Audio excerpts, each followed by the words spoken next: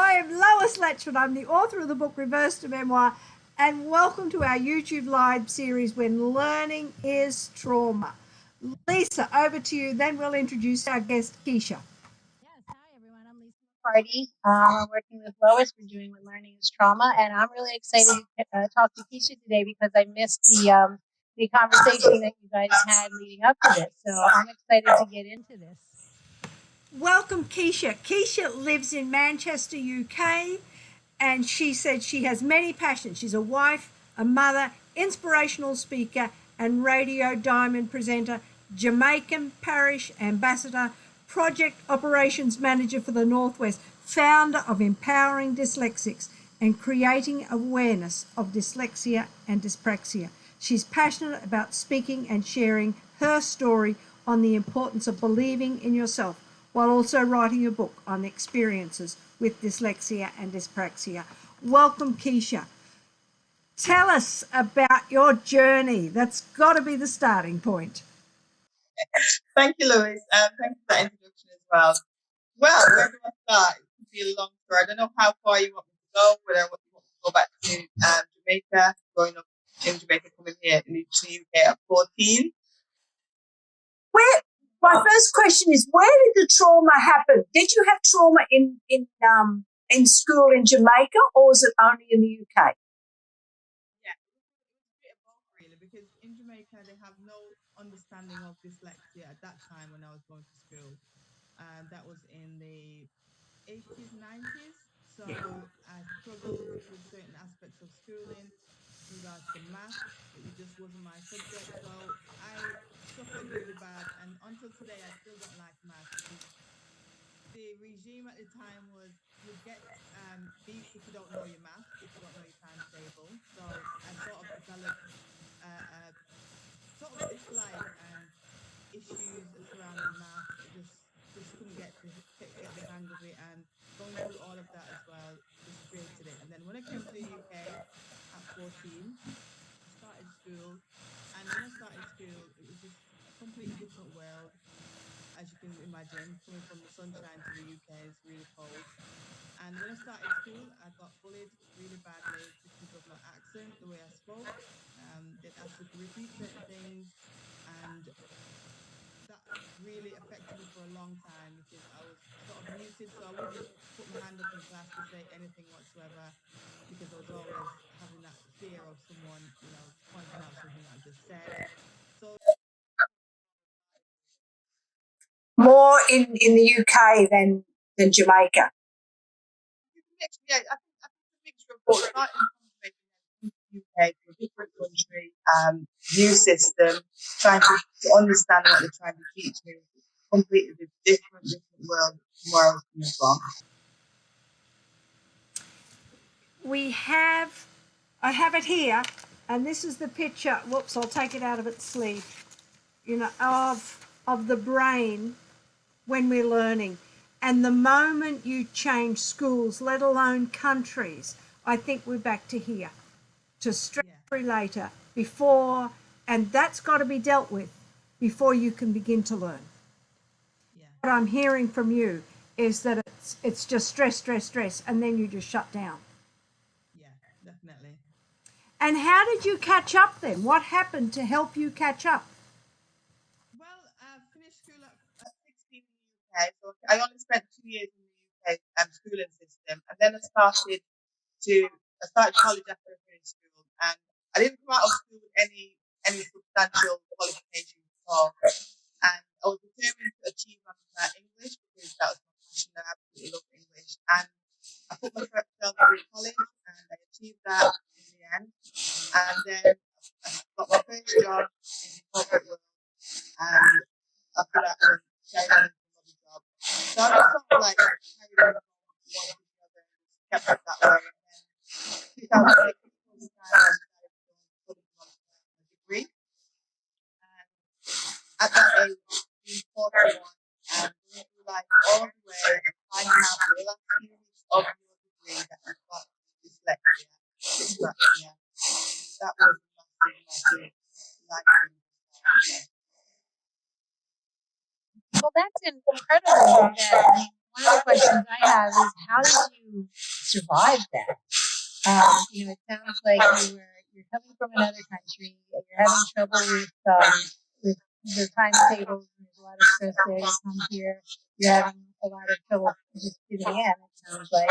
Then also with the schooling, and then you go on to college and you go on to get a degree. I mean, it sounds like you manage that somehow in order to do all those things. Yeah, because as dyslexic, we sort of create strategies to get through daily life. We create things that make things a little bit easier for us. So, despite I had dyslexia diagnosed only last release of my degree, I managed to come out with the first class honours degree. Wow. Field degree. So, however, I look back and I think, if I knew that if I was diagnosed early on in the journey, what would I have achieved, coming out with the third? And not having the support all the way through the end. And it's just now something that I've got a massive difference. And just developing I'm going to want you to talk a little bit about that first, because the American system is quite different to the English system. yeah. Honours degree really takes a lot of work, because in the school system in America, 70 is a pass, 80, 80 to 90 is a B, and everyone wants 90 to 100, in the 90s. And anything less than a 90 is unacceptable. But the questions are all multi-choice, and it's, to me, the testing system here is much easier. In the UK, it's not that simple. Well, No. it's not as easy as that, is it? So tell us what it means to get a first-class honours degree in the UK. Well, it was to get a first class honours degree. We have a thing where we have exams, so we have a mixture of exams and then assignments. So sometimes you can get an assignment ranging from 3,000 words at the minimum, going up to 10,000 words assignment. However, to me, I was really, really happy with myself to achieve that, regardless of what I was going through. So it was one of the greatest achievements that I've done. That I came out of there with a first class honours degree, while I had dyslexia and dyslexia, with no support all the way through. And it really has made a massive, massive impact on me. But your strength is in English, in writing. Yeah, I love writing. I love communicating. That's my passion. That's my strength, communicating and also writing as well. I'm jealous. I am so jealous. So what are your weaknesses then? What do you struggle with? Oh, that's a lot. Things like in my studies. I go back to my studies again. It's when I'm doing assignments and trying to get my understanding of what I need to do. It takes me a lot longer to get my head around it. Also, I can read something and then I just forget. I can't remember what I just read, so I have to reread it again. And then things like making notes as well. That is trying to put things down to get it right on the word. Sometimes I struggle. I know what I'm trying to say, but the words are not coming. Other things like for myself, diaries. That's my favorite. I've got alarm and everything. I put everything in my phone. So I put in my wake up myself 3 times with different occasions. Things like keeping up with stuff online as well. That's a big thing. With my course, I now use online for masters. So it's just keeping up with everything. Yeah. I appreciate that. Lisa? Well, I'm amazed that you didn't have any support through any of that. But my question is, how did you feel about yourself going through that? Like, did you feel different? Did you feel a sense of despair? Or I don't know. Like, it's amazing to me that you didn't have the support, but you didn't know why you had some struggles. How did you feel about yourself at that point? Your parents would have found out that I was dyslexic? No, before that. Yeah, before that, here you are doing, essentially very well, maybe working really hard on the nursing, and having some struggles with no support, not knowing that you're dyslexic. What was your self-esteem like during that period? Very frustrating because here I am. I know there's something not right, and I know that I have challenges, but I just wasn't sure how to do it. I just wasn't sure how it was, what it was that was going on. So my self-esteem was fluctuating between, different things and what's going on in my life as well. Because as you know, dyslexic, it only takes a little thing to just throw everything out there, out the pot, you could say. So it was a lot of frustration, a lot of doubt in myself as well. Time was, can I do this again? Am I really capable of doing this? Those were the things that came up at the time. But I knew within myself that I've gone through so many challenges already, and I knew that this one was just one. I can feel with you. I know exactly how you feel, with doing that work. And yes, I can do it. I know it. But getting it, for me, it's getting it down on paper. Yeah. And not only getting it in a way that's acceptable to the professors. Academically, yeah. Yeah. And that to me is just, that stops me from doing it. And like you say, your emotions are going up and down and up and down all the time. But anyway, that I love it. But you wanted to talk about what you wanted people to know about dyslexia. My mission right now, this is why I developed Empowering Dyslexic, because my mission is to create more awareness, especially in the Black community. There's a lot of stigma attached to it. There's a lot of shame. There's a lot of embarrassment. There's people not owning up to the situation that they're going through. Some people don't even know that what it is, like myself, what it is. Some people just don't know. So my mission right now is to empower people to empower them, let them know that this is superpower. You are blessed and you are gifted. There's nothing to be ashamed of, nothing to be embarrassed about. The moment you own that superpower, own who you are, knowing that you are dyslexic or whatever other condition you may have, that is a game changer for you. It really is. So I just want everyone out there to think we are superhuman. That's the word, superhuman. Because we think so differently. We think outside of ourselves, and we are solution driven. We find issues, we find when we have a problem, we always find the answer to the thing. We always very empathy. So what I want to say to people is just find out what it is, find out what it is, and own it. The moment you own it, your life will completely change. Nothing to be ashamed of. You should be so proud you are. And yet there's so many people that will say, well, it's not a superpower, this is terrible, this is awful, I can't do it.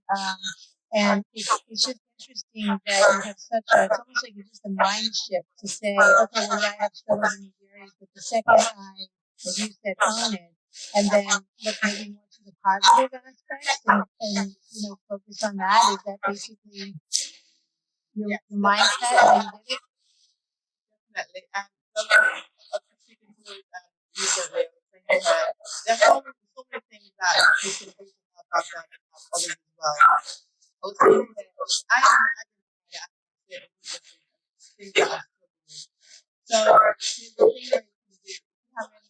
If you have a task or something that you know that you're not very good at, find somebody else who is good at that task and you can do a skill swap where you can do something for them that is really valuable and they can benefit from, and vice versa. So don't look at any challenges or anything or anything that you're not good at.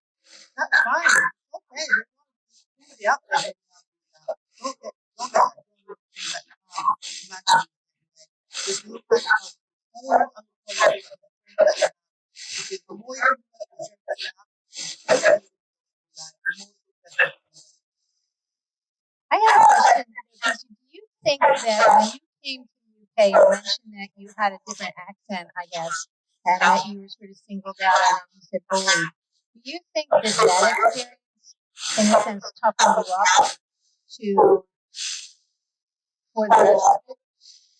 Yeah, definitely. After that, after the time struggling, I sort of developed really resilient because I was in the country on my own. My parents were still in Jamaica, my family, only three family here. So I had to build that resilience to get through everything that I need to go through. So I put myself through college, found myself my first job, next job in local government, all those things that I did for myself. So definitely. Wow, that's incredible. You were there by yourself with no support at 14. I take my that's phenomenal. But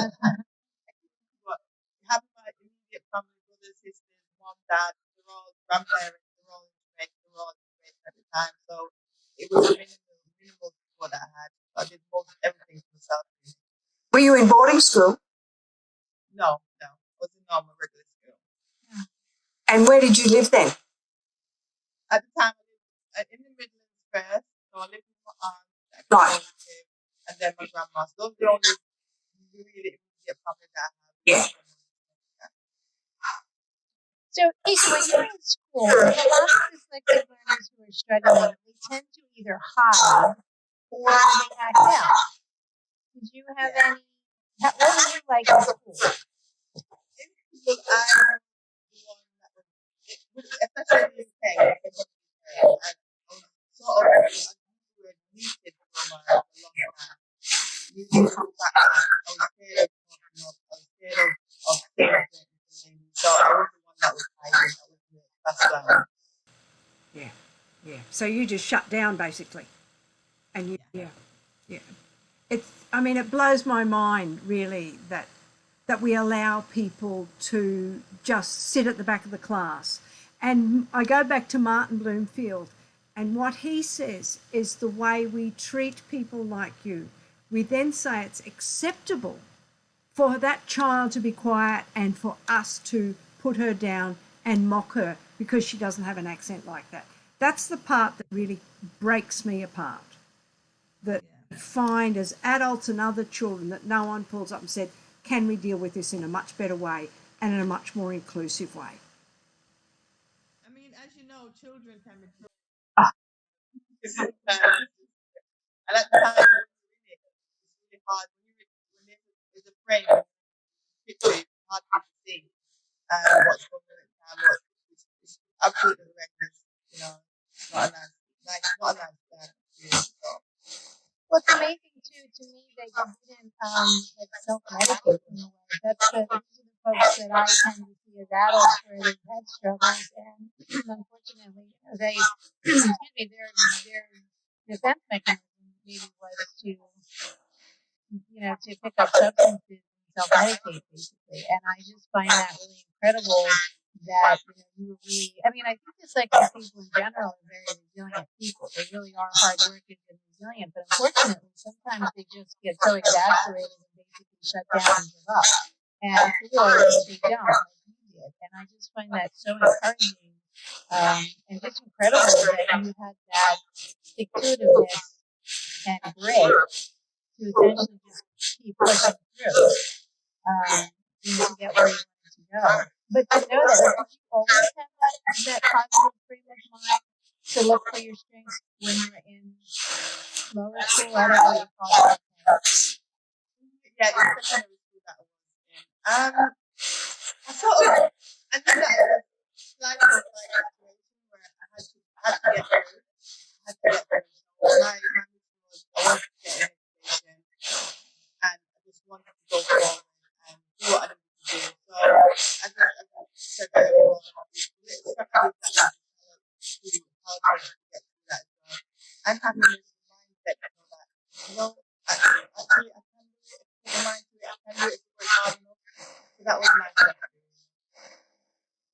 I do have another question. I'm so fascinated by this story. Sorry, I'm monopolizing. Sorry. So So you always knew that your strength, or one of your strengths, was the creativity with the English language or with writing and that sort of thing. And I find that a lot of dyslexic learners tend to be really good in other areas that don't involve language, like maybe artists, or I don't know, builders are very hands-on learners. And I wonder if that's part of the difference between how you were able to push through, because that's the thing that you were going for, versus these kids that basically don't find anything for themselves in a traditional school setting. I don't know, I'm just throwing that out there because I find that interesting. You know, there's a real overlap between poor teaching and dyslexia. Yeah. One of my biggest concerns for marginalised people of any race is that they do not see themselves in literature. And that compounds any learning disability that they have. They start to question, not out, they can't say it out loud, but why should I be doing this? But that sounds like it goes back to what she said earlier about helping Maybe that's part of that. I mean, I'm sure it's part of that. Yeah, definitely. Definitely that. Because it goes deeper to say, you know, you have to be able to see, I can't be it if I can't see it. That's the thing, you know, and it's important that we have role models, important that we have relatives, people in high places, having these conversations, talking about it, because that's where you're there's so much more work to be done, especially here in the UK as well, and in the schools, colleges, universities, workplaces, so Everywhere. When I teach young children in particular, and I was teaching a young black boy, he was repeating second grade, can't read anything, and I had been given, or we had access to a certain number of books, well leveled for these children. And what struck me, particularly with this little boy, was that it was white, it was female, and it was middle class. And if you want to engage a child, don't do that. You know, and it goes back to you. How do we, what did you say? If I can't see it, I can't be it. can't be it. No. And and that's there from grade one. So we're alienating people from grade one. So what we want is right at the beginning. Teachers should be taking pictures of children and of their where they live and their community, to say, there you are, you're part of it, instead of excluding. I mean, we've got such a shift to make in the teaching of language and the teaching of children to be included. Yeah, definitely. It's finding out what makes that child tick, finding out their strengths, what they're interested in, what you know, it's no point in going to be telling them to be doing certain things, certain subjects that they're not interested in. They're not gonna stick with it. They're just gonna play up or act as you know, some school saying, and then they lead to behavioural problems, then it's exclusion, and then they get caught up in the system, drop out, not going to college, not doing this, still not knowing what's wrong. And only those who have made the step to say, you know, I'm going to go to college and I'm going to go to university. What I've seen is massive amount of people have been diagnosed and it's went in higher education. So it's universities wanting to take the college that's when they get diagnosed. And that is a shame, massive shame, and massive loss to society as well. Because productivity, you know, it's so much to talk about.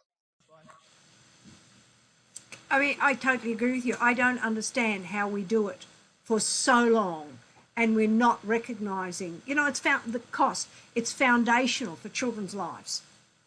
Yeah, You know, yeah. why can they do it in university? Why can they diagnose in university and not at fourth or fifth grade or second or third grade? You know, what I think mind shift there?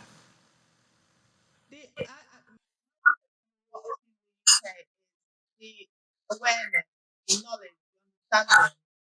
And within schools, you need teachers really understand what they need to look out for. You know, there's so many children who are just flipping through the net because the teacher isn't lost because they don't understand what it is that's going on. And the only thing they can do now is that child is saying, look, you're going to be put in the red card or whatever. And it's not that. You need to look into what it is that why. Yeah. They reflect what's going on. Anything that's going on. Find the practice. Move your attention from that. Yeah. Yeah. I mean, I feel like dyslexic learners tend to have pretty common characteristics, a lot of variation. The very common characteristics that you tend to see the same patterns over and over again. And I don't know if it's because I've been studying this for a while, but I think that teachers have got to see pretty much the same patterns as well. And the fact that they don't recognize this is mind-boggling to me. I mean, I find frustrations with that because the teachers don't get training in this, and I wish that they did, but I feel like you're seeing like the same things sort of over and over again, and all you have to do with most of these class clowns, for example, is go look at their reading scores or see how are they writing. And it's kind of, it's very similar with variation. So it's not so clean cut. Like, you do see these patterns. I don't know why they don't recognize the patterns. Yeah. I think the difference between diagnosing at early age and going to university is university is really anyway. They have a disability unit, so they have a disability critical skills area, and that's where most people get. So in schools, they will say we have got the budget to get the child tested, there's so much £300 to get that tested, they're spending where you go to do more. So those are a lot of things that are possible within progression and diagnosis. Yeah, and that's true. We talked a little bit about that last week about the fact that in America, anyway, it's really much easier to get a diagnosis of ADHD, and then the schools basically say, well, to the parents, what area to take them to the family doctor. And again, some of these kids really could benefit from those types of medications, but they don't always help the way they should, because the other problem really is that they have these different patterns of thinking, and I would say dyslexic learners really do tend to, and we know this from science, they tend to process this language information differently. And I feel like that's the pattern that you can see, and that they don't want to, I don't know, I get frustrated, I get very frustrated by that. It's the same thing that we have in the UK. I think it's a global thing. It really is. But you were commenting on you really wanted to be a force in the black community and say it's okay to be dyslexic. From what I've read about numbers in the US, the people who are diagnosed with dyslexia or a learning disability are often white and middle class. Yeah. This is where a lot of change needs to go, because I can honestly say, since I started doing, I created the Facebook group that I run now in April. I've been up for a year now. April just coming. And when I put that out and I started to talk about my own dyslexia, so many people within the black community reached out to me and said, I've had this and I've kept it quiet, I've kept silent about it. That's what I'm trying to say about the stigma that's attached to it. It's shame to come forward and say, I've got dyslexia. It's only when I started putting it out there that no one really told me. They started to open up and come out with it. So much work to be done, and that is my mission. Yeah. And to be inclusive and part of, the whole dyslexic world is not just these particular colour people, but it's a whole range. Yeah. And that's what we want to get across. And the trauma, and I think when you haven't acknowledged it, then you're not acknowledging the trauma that comes with it either. No. And that's a real shame, because to be going through it, say you don't get diagnosed in like 12, 40 odd, and you carry on 60s, 70s, 80s, you never get diagnosed. You carry all that all the way through your life without not knowing anything, not doing not been able to do anything about it. Just don't know what it is. Yeah. Well, my mother came to me and she was 75 and said, Lois, I needed help, like you're giving your son when I was in. Wow. Wow. And that's the first time that she had openly acknowledged, to me anyway, that she had had a problem. But it's, and then I was then similar age to you. And then you look back on her life and you see, these are the little pieces that all came together. Yeah, my mother has it, I have it, my son has it. Two of my sons have learning disabilities or dyslexia. Yeah. That's a big thing as well, the hereditary side of it. Because when I had my assessment done, my diagnosis done, I identified that my mom is dyslexic, my dad is dyslexic, just from the test that I was doing. Wow, because I know that they can read but not very well, and they struggle with a lot of things, especially in Jamaica. I'm also involved in the Jamaica Dyslexia Association because there's a massive lack of understanding out there. I thought the UK is behind us. It's non-existent. Yeah, yeah. Are your children dyslexic? Yeah, I have my child. My first daughter is 19. She is dyspraxic. She's got dyspraxia, and I've got twins as well. And I have to keep an eye on, especially girls, twins, because I can identify certain things with regards to dyspraxia, especially dyspraxia as well, and the fear of math and all of that. I'm sort of like seeing it playing out in her, the same thing that was happening to me. So she's the next one to look into getting diagnosed as well. So what have you been able to do to help them and stay in school and enjoy school? Well, my daughter, she wasn't diagnosed because she was the same. We go to the same university, but she diagnosed. She started her journey in college. She couldn't get that diagnosis. She just when I got diagnosed in university, I identified that she always struggled with certain elements, a lot of things. And when I approached college about it, they said there's nothing that you can do now because you're leaving. So when she joined Manchester College, they did everything and got her the support. Now she's like herself. She won't have to say support worker, which is great. And she's had all the equipment, stuff like the laptop and all those help and support. So yeah, and look, it's a twin girl. I have to always keep an eye on what she's doing her work. She's got ridiculous to do. I think she might have to do it. She's only 6.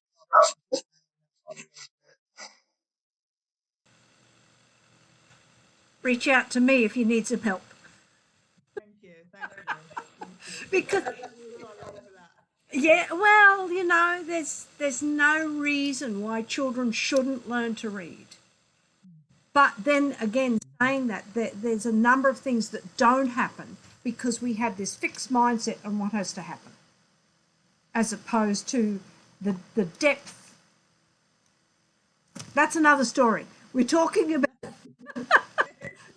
It's we're another talk, one. you know, the importance of stopping the trauma. And as you kept saying, the things that we can do. And then you were saying for adults, I love that idea of swapping skills. That I've never come across before. Tell me more. Tell me more about that Okay, and so your other solutions. yes, so for example, if you had if you was working with business, if you had your own business, and you struggle with things like sending emails and making sure that everything is correct in the email, is spelling, everything is right. If you struggle doing that, find someone who's more, you know, more up in doing things like that. That's their game. That's their ball game. If you're not artistic in regards to creating things like flyers, give somebody else swap find something else that you can do for them. Get them to do your flyer. You just swap things like that. And things like, for example, yeah, check your work. Because that's how I got identified. Always get someone to check your work when you study, especially with the assignments. Because what happened was I got my work checked online by a lady when I was doing my degree.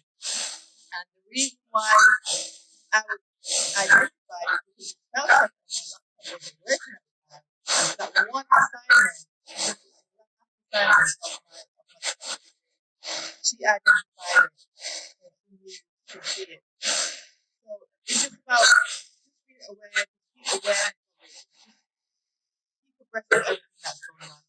And just don't think that you're supposed to find somebody who can do a better job than you can and find something that you can do the same for them. That would just be it. Just reciprocal. What did you say when she pointed that out to you? It's such a life change. I put my work home. She said to me, Keisha, I didn't know that you're dyslexic. And it was like, I don't know if you look in the movie, that so the part that she's doing, just like, it was like, wow. And because of, at the end of leaving, I had to start going straight away with a really good experience.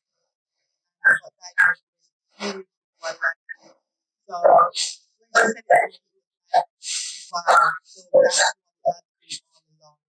Did you know what dyslexia was at that point? I had friends. I had many friends that were dyslexic. And when you said that, I used to, kind of thinking, I don't know what that is, but I didn't really go deep into it. Yeah. Aware of what it is. So I just let it go. And that changed everything for me. Yeah, that's interesting because we find that people don't really quite understand dyslexia across the board, and so that's one of the reasons we're doing all of this is to bring awareness to that's what it is, those patterns of relative weaknesses and strengths that you see, and there's certain characteristics, like just as the person in the library could see, there's certain things you can look at pretty quickly. And so I think that the more people really start to really understand what dyslexia is, hopefully this problem will start to get fixed. That is so interesting. This is where we go back to where she was able to identify she had a problem because she knew that certain things, she said the way that I felt things, the way that I wrote things, the way that I worded things, the way I put the letters around, she was able to identify that. So if she hadn't had that awareness from her own work, she would have been able to identify herself and others that could identify it as well. It's interesting that you had heard this word and then it's almost like we shut it out, isn't it? And we don't ask any questions. Answer. Yeah. I feel like people think they know what it is.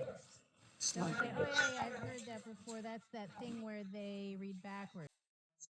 And that's where it stops. More than likely, 9 times out of 10, it's always a negative aspect. Right. Oh, stupid, okay. Oh, it's that narrative around it. Oh, wow, superstar. That's a superpower. That's a superpower.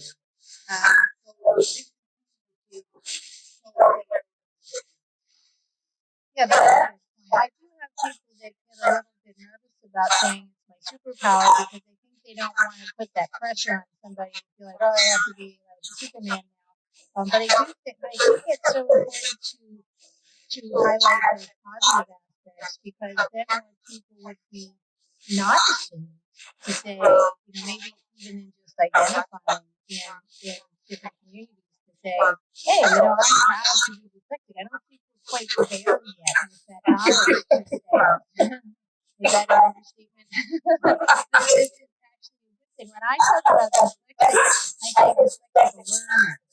And then I go on to highlight the wonderful ways in which they can do these things, which is dyslexia people sometimes they don't even know that is because of those characteristic strengths that they have that maybe other people don't necessarily have. We're getting there.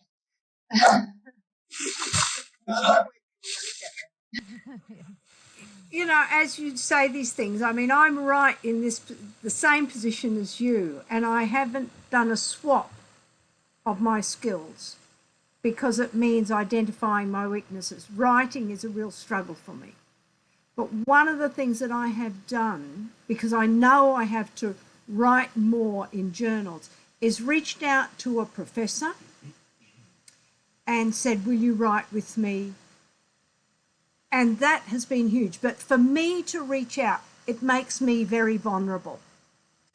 Definitely. I totally get what you're saying because we don't want anyone to sort of identify that we might have a flaw there, because people see it, and one of the biggest things is people say, no way you're dyslexic, you can't be dyslexic. And they're saying that because they've got a negative attachment to it. They're saying, oh, you're so amazing that you can do that. But, some people are like, oh, I love you, but they've got some background now. 20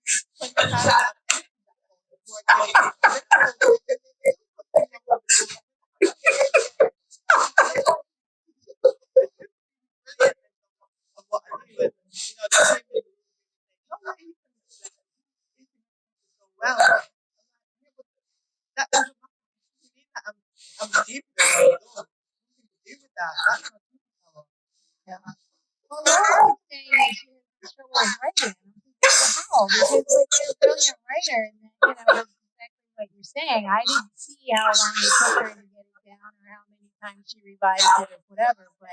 But I think that dyslexic learners are so creative, and my middle son really struggled with writing, big time in school, and now he's actually doing some writing, and I enjoy the way he writes. Technically, there's some issues with it, but I don't focus on that because we know why that is, and who cares? Because it's the creativeness. Now, I do a lot of reading. I am a reader, and I love it when the writing is good, not technically, I mean like creatively, when the writing is good and the story is good. And sometimes I'll read a story where the story is not so great, but the writing's so fantastic that I love the book. And to me, so I know what I'm talking about when I say I like certain writing, and my son's writing is entertaining in that way that I would like to read it, even though he really struggled with it. And so again, I don't point out all the little, oh, you meant this more instead of that more, or this there instead of that there, because it's not helpful. It's not like Not the confidence, but I don't have people pointing out everything. Oh, this is that, oh, this is that. It's not self-conscious. So, you have to there's a lot of arguments around this. And people picking up on this and then they put a statement out saying, listen, I'm not doing it on purpose. There's something with the reason. I saw that. I saw those posts on that. And we have a question. Some say that dyslexia can be like a superpower. What are your thoughts on that? That's from Chris, who talks to us every week, which is phenomenal. What are your thoughts on being a superpower? Like a superpower? Well, my superpower is I'm creative in other ways. I might not be able to put things the way that I do it. I can do it. However, it's about as it's going back to it always. It's realizing that I do what I do because of this. I am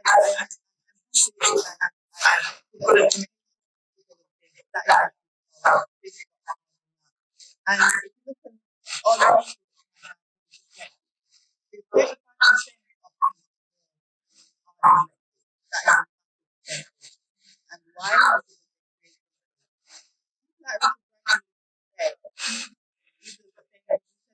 not things that you're not strong at doing because you have to learn to do those things.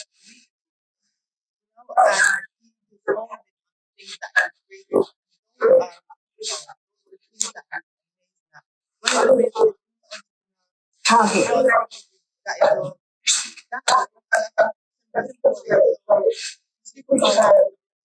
one of that once you identify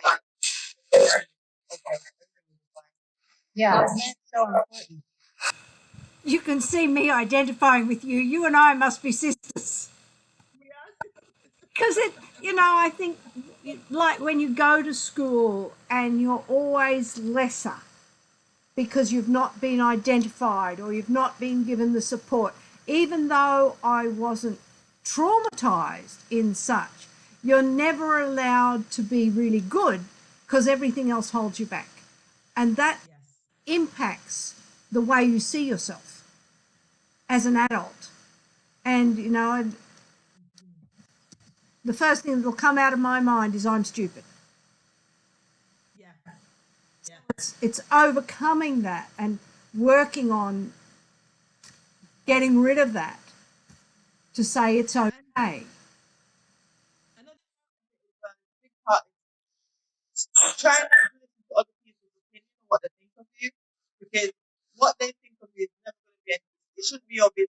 It's nothing to do with you. What they think of you, and that is a massive thing for dyslexia, because we have to try so hard in everything that we do. We don't want anyone to say, find fault in anything that we're doing or identify that we have got issues that we have to do. It really is. Yeah. That's whole conversation as well. Yeah, yeah, but it all comes together from the way we are seen early on and Yeah. the way people react to us and we get put down, and then you've got, Mm-hmm. like you say, be persistent and come out of that.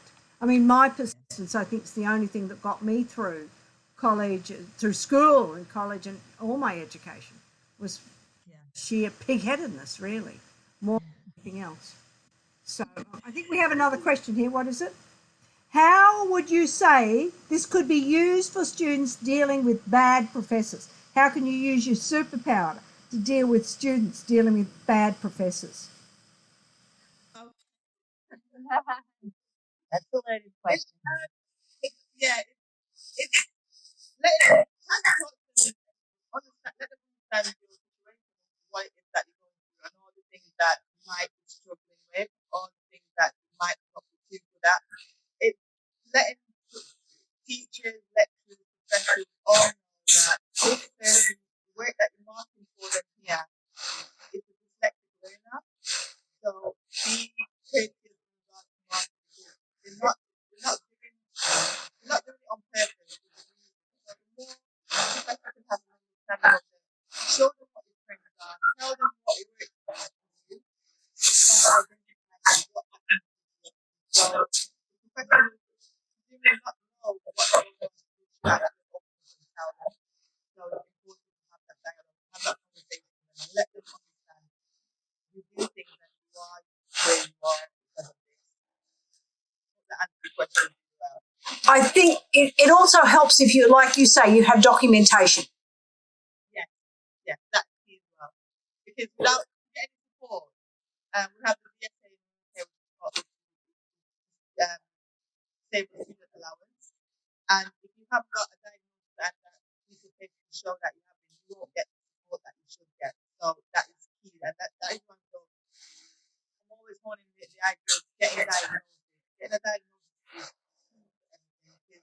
Because everyone can say that they're dyslexic, but you have got to prove that it's not a lot of Before you were diagnosed, did you go to the professors and advocate for yourself before you had the diagnosis? No, because I didn't know, I didn't identify what it was or anything. So I wasn't able to go to them and say, I just got on with it, really. Yeah, I was just wondering because it sounds like you need a little bit of self-understanding in order to do that.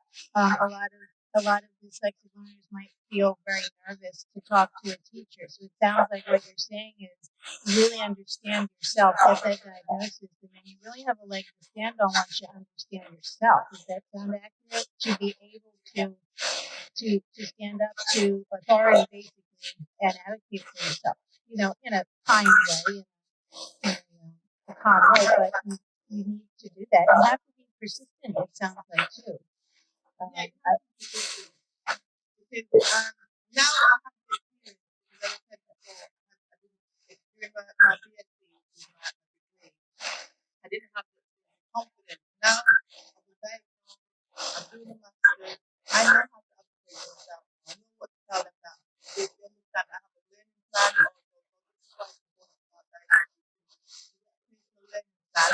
and that was how we do university as well. So all these studies. Yeah. And I would say maybe mentorship too, or find that community and get some backup, I guess. On my I have through converse with other students, I identify that they too had struggles. So I reached out to them. Sometimes it's simple things like trying to find our internet system where they might struggle with.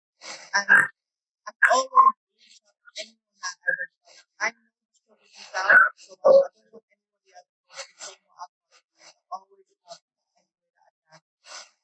That's great. We've been talking for 50 minutes and I'm trying to summarize what you've said. And I think, if I say build on your strengths is one of the first things, identify what you're good at. And then we acknowledge what you're good at, but acknowledge the weaknesses and get support to do that. And if you need to then do some swaps or outsource what your weaknesses are, do that. That all helps you through. And then, that in the black community in particular, that it's okay to struggle with things and put out that you're not lesser. Yeah. Is there anything else you want to say? Quite a lot of it. Just be able to say to people, don't get too hung up about little things. Look at the bigger picture. Look at your potential. It's all about looking at your potential. Look at what you can achieve. It's my time.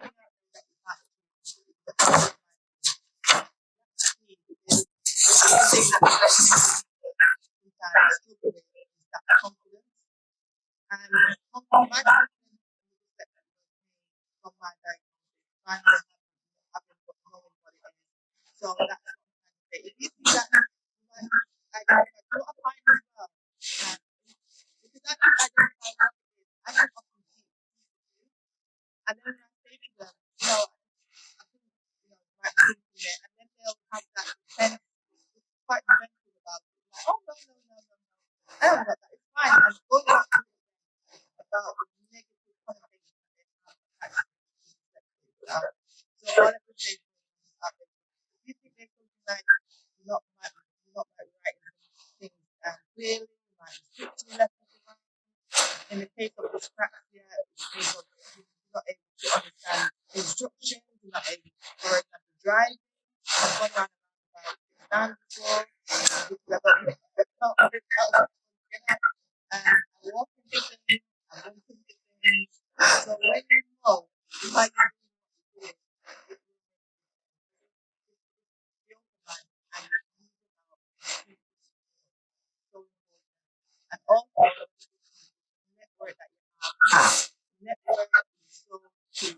Use it because when you can open up and have dialogue like this, it gives you so much self-respect. There's other people out there that is going through what I'm going through, and you can relate that to other people there. And especially within the black community, it's seeing more prominent figures coming out and saying, I have got this thing. And I'm super proud. I'm proud of it. Yeah, I've seen that. Which is very good. Oh, thank you. Thank you for spending time with us. And we'll certainly have you back in September. Where can people find you? They can find type in empowering dyslexic, that's my group, and run that with beautiful Marcia. Oh, yes. Yes. Yes. We run that. I created it. She helped me to post it. And so it's very active in there. And also they can find me on Instagram and also on LinkedIn. LinkedIn is my place. That's where my dyslexic people are. More of a LinkedIn. Do we do Twitter? Yeah, I do, but not much. Instagram, LinkedIn, and Facebook. There's only so much I think you can do. That's my. Yeah. I'm not too keen on chipping away of doing what I do on there anyway. Yeah. Lisa, where do we find you? Well, apparently I should probably get onto LinkedIn because that seems to be where everything's happening. And I'm getting lost in the sauce over here because I'm on it, but I never check it. So I am going to make a promise to you that I'm going to check it out and I'm going to get more active with LinkedIn. I am on Facebook, and you can find me talking to Lois on Monday afternoons. And I'm on Facebook. I'm on Twitter at Letchford Lois. I'm on LinkedIn, and you can find my YouTube videos, and there's a whole range of videos that I talk about. And I have to thank my son Isaac for all his technical support, because it wouldn't happen without him, and his buddy Chris, who does my editing. And next week we talk to Vic Williams, also from the UK, who runs the audacious training company Dyslexic. He's delivering bold initiatives and forward-thinking change leadership. So, Wow. yes, I said I can find myself. I could find myself on Facebook, and I've just repeated all of that. And I get my COVID shot tomorrow. Oh, good luck. So we'll see. You'll be Anyway, fine. thank you so much for your time and for your expertise. And I'll write up a little blog about what we've talked about today. Thanks, Lois. Yes, Thank you, and we'll talk to you again soon. Thanks, Lisa. Take care. See you Bye. soon. Bye. Hang up.